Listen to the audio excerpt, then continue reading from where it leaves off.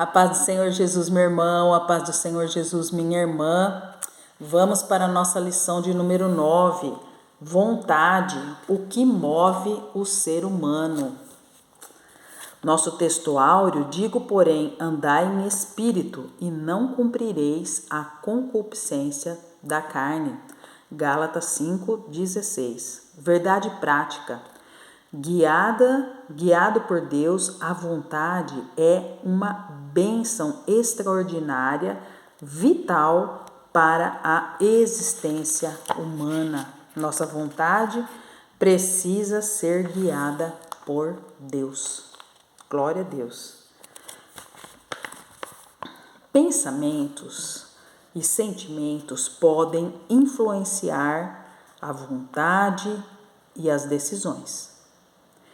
Pensar, sentir, desejar e agir costumam compor um mesmo fenômeno na experiência humana. É fundamental compreender como isso funciona à luz da palavra de Deus. E é isso que nós vamos ver nessa lição de número 9. Vontade. Vamos analisar o que move o ser humano.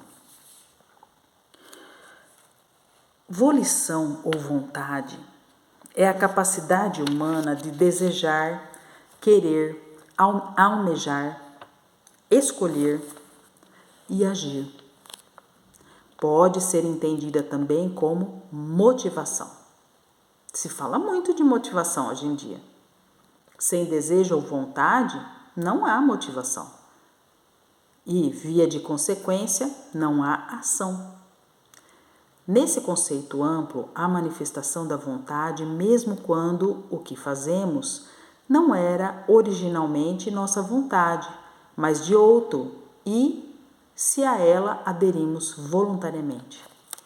Nós podemos sim expressar nossa vontade, ainda que ela não seja inicialmente nossa, quando nós concordamos voluntariamente. É assim que vocês veem como que acontece no casamento? É de livre e espontânea vontade que o fazeis? Quando a pessoa não o faz de livre e espontânea vontade, aquele seu consentimento não é válido.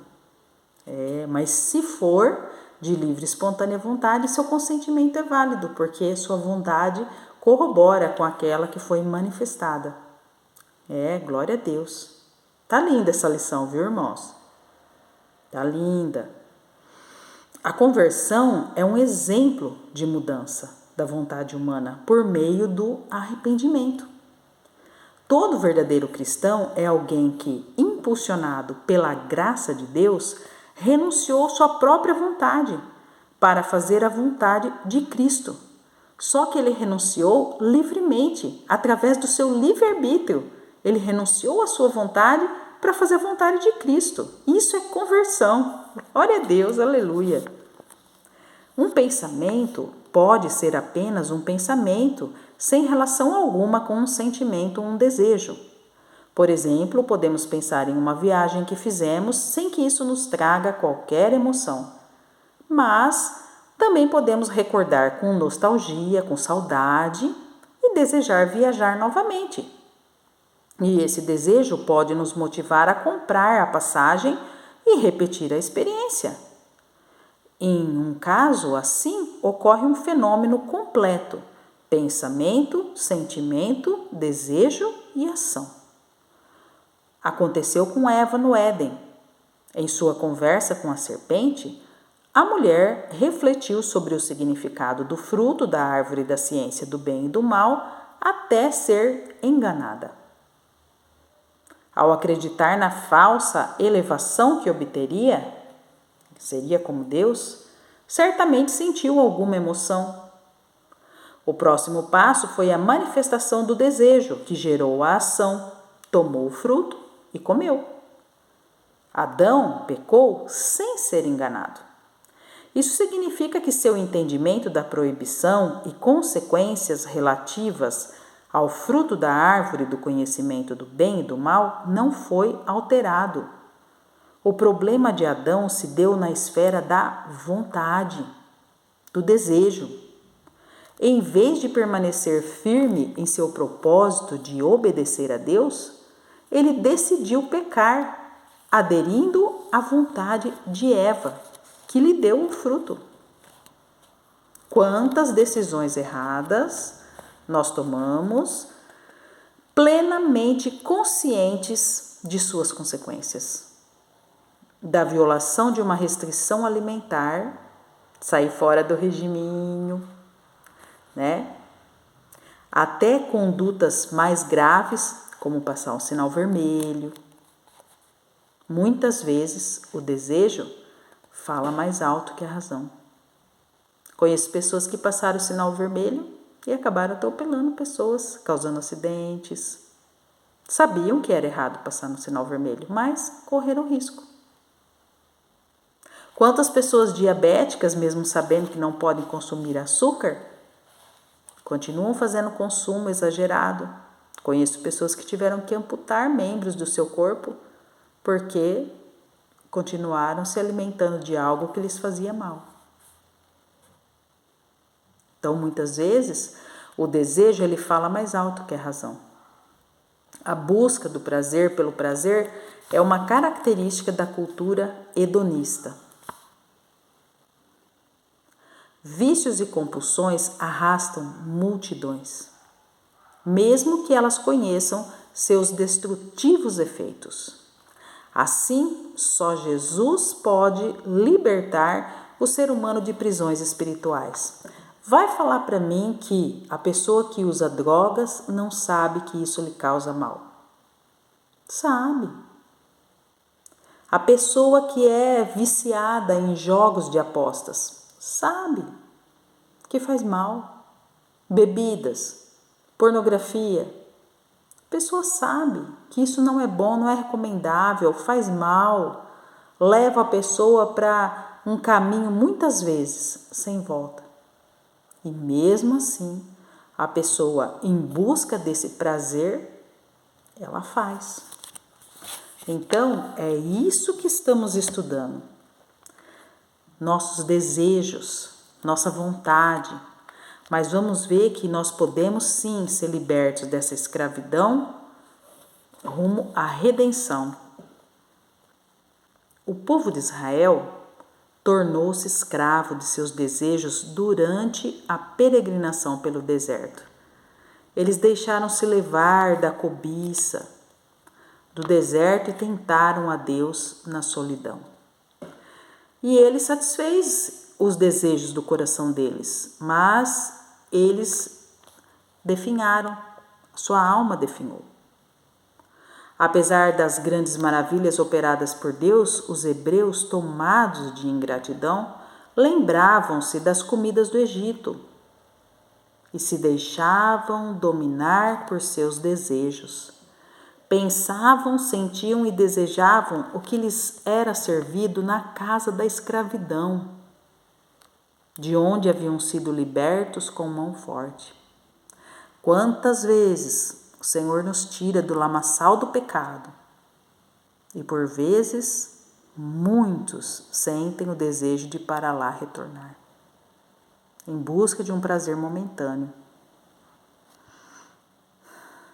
O culto aos desejos lhes trouxe terríveis consequências, perecimento e morte. Como nos adverte Paulo, tudo isso foi escrito para aviso nosso. Não nos deixemos levar por nossos próprios desejos. Nossos próprios desejos podem nos levar à morte. Nossos desejos precisam estar alinhados com os desejos de Deus para a nossa vida. O drama dos desejos continua na era cristã, com uma diferença fundamental. Cristo venceu o pecado e nos dá poder para também vencê-lo. Que maravilha! Glória a Deus, aleluia! Cristo venceu o pecado. E nós também podemos vencer, porque Cristo venceu como homem, Cristo venceu o pecado. Glória a Deus, aleluia! Contudo, enquanto estivermos nesse corpo mortal, enfrentaremos um conflito espiritual constante. Todo cristão precisa decidir diariamente entre sua vontade carnal e a vontade do Espírito, porque a carne cobiça contra o Espírito e o Espírito contra a carne, e estes opõem-se um ao outro para que não façamos o que queremos. Gálatas 5,17.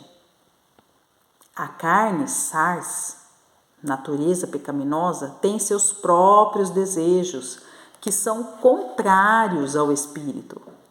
Vê-se então em nosso interior uma luta travada. Cabe-nos decidir entre satisfazer os desejos da carne, que são pecaminosos, ou atender à voz do Espírito e viver segundo sua direção. Não é fácil renunciar à carne não, irmãos. É uma luta constante, é uma luta diária. Precisa de muito jejum, oração, estudo da palavra. A obediência aos mandamentos de Deus. É uma guerra, irmãos, uma batalha espiritual. A obra da salvação realizada por Cristo nos liberta do poder do pecado. Sim, nos liberta. Diante dos desejos da carne e da vontade do Espírito, o homem redimido inclina-se para as coisas do Espírito. Isso é resultado da sua nova natureza. Significa que não podemos nos conformar com os desejos do velho homem, mas pelo poder do Espírito, não nosso, do Espírito, nos dedicar ao processo de mortificação da nossa carne e da velha natureza. Nossos desejos pecaminosos não deixam de existir, mas em Cristo triunfamos sobre eles, vivendo, andando e frutificando no Espírito. Quem vence? Aquele que você alimenta. Se você alimentar a carne, sua carne vence. Mas se você alimentar seu espírito, com jejum, oração, meditação na palavra de Deus, seu espírito certamente vai vencer, porque Cristo venceu. Nós também temos chance de vencer. Glória a Deus, aleluia.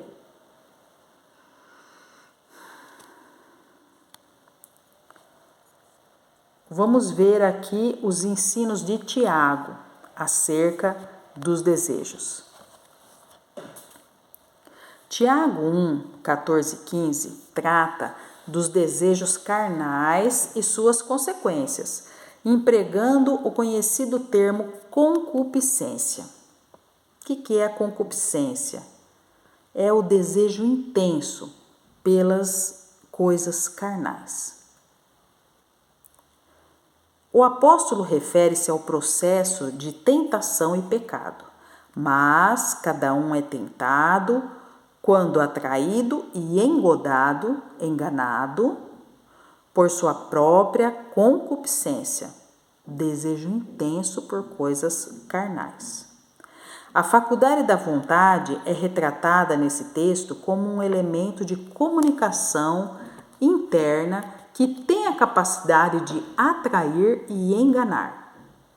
Assim sendo, o mau desejo é capaz de afetar a própria razão, levando-a a acreditar que o pecado não produz consequências ruins, mas boas. Por quê? Satisfação da carne. Então, o mau desejo, ele interfere, ele afeta na razão. Ele leva a pessoa a acreditar que o pecado não vai produzir uma consequência ruim, mas que vai ser bom, porque você vai ter satisfação carnal. Nesse processo, a mente, ela é entorpecida, ela é adormecida, ela fica debilitada depois do desejo ter sido aguçado. Quando a pessoa está com muito desejo de alguma coisa, gente, parece que a mente dela já não consegue mais pensar, a mente dela fica adormecida, fica entorpecida, fica completamente debilitada, ela já não consegue mais pensar direito. Por quê? Porque ela está extremamente envolvida naquele desejo, naquela ânsia de fazer aquilo que ela quer fazer. É complicadíssimo isso daí. O ideal é não deixarmos chegar nesse ponto. Na lição 7, nós estudamos sobre a importância de interromper os maus pensamentos para evitar a prática do pecado. Pelo texto de Tiago, nós observamos que é preciso também abortar os maus desejos. Tem que cortar o mal pela raiz. Aliás, eles são ainda mais perigosos. O quê? Os maus desejos são mais perigosos que os maus pensamentos, porque eles podem influenciar diretamente as nossas decisões. Quando encontra seu objeto ou alvo, o desejo se torna intenso. Se não for rejeitado, não descansa até convencer, derrubando as barreiras da consciência. Então é muito perigoso. Depois, havendo a concupiscência concebido, dá luz ao pecado, e o pecado, sendo consumado, gera a morte. Que o Senhor nos livre de toda tentação. Não nos esqueçamos, contudo, de fazer a nossa parte, que é o quê? Viver em constante vigilância e oração. A palavra nos diz: vigiai e orai. Vigiai e orai, para não cairmos em tentação. Vamos para a nossa conclusão. Apesar de nossa tendência pecaminosa, não podemos encarar os desejos apenas de forma negativa. A vontade humana é uma faculdade essencial para a nossa existência. Quando guiada por Deus, ela é uma grande bênção, responsável por nos mover para pequenas e grandes realizações. Sem a vontade, não conseguimos realizar nada. Como é bom amanhecer motivado todos os dias. Para gravar esses áudios, é preciso haver motivação. Sem motivação, não tem como. Veja que o meu canal já é antigo, tem pouquíssimos inscritos. E mesmo assim, continuo gravando os áudios, crente que o Senhor Jesus se agrada desse trabalho. Pequeno trabalho, mas feito com amor. O ânimo e o entusiasmo fazem parte de uma vontade sadia e ativa.